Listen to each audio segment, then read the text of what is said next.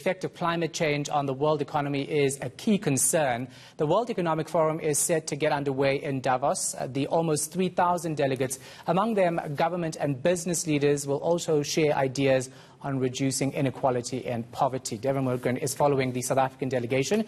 He joins us now live from Davos, Switzerland. So another elite gathering, Devin, to address pressing issues. Yes, indeed. Good day, Shahan, from a freezing Davos. I mean, I've expected cold, but not this much.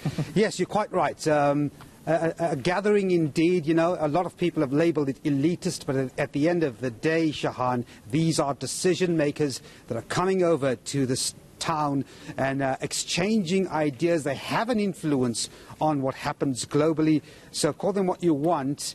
Sharing ideas between them and recording what they have to say is truly, truly an important thing indeed. Key, as you said before you posed that first question to me, is the effects of climate change on the global economy. It's been identified as one of the key top 5 risks to what happens with this economy going forward. So it starts with some concerns for South Africa as the IMF downgrades our growth forecast yet again. Yeah, well, now they are the second institution, major institution to do this, Shahan. You'll remember not so long ago, a week or so, the World Bank downgrading South Africa's economic prospects for this year to below 1%.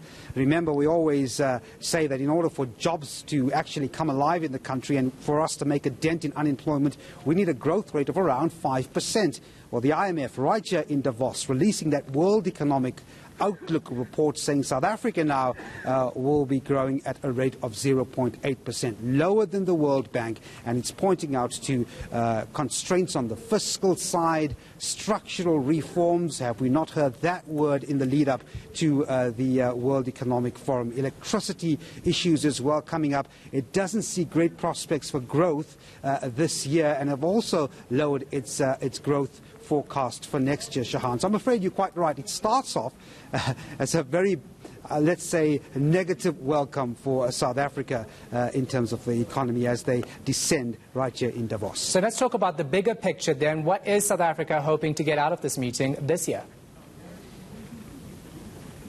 Well, at the end of the day, you know, Davos is gathering, 3,000 delegates from all over the world, a very complicated world. We've got inequality, we've got climate change, and here's South Africa putting up camp here for the next 5 days, hoping to lure investors, hoping to capture the attention of many of the business people and influential people who would be here to say, guys, you've got to come over and make some investments into the country to get our economic activity going. So they will look to lure investors. They would look to sell South Africa as a destination that business can be done.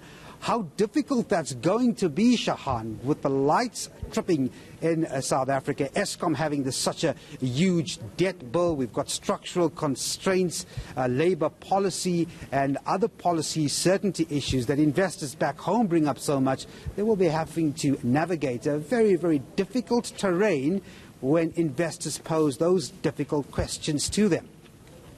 All right, we're going to leave it right there. Devin Morgan is in Davos, Switzerland.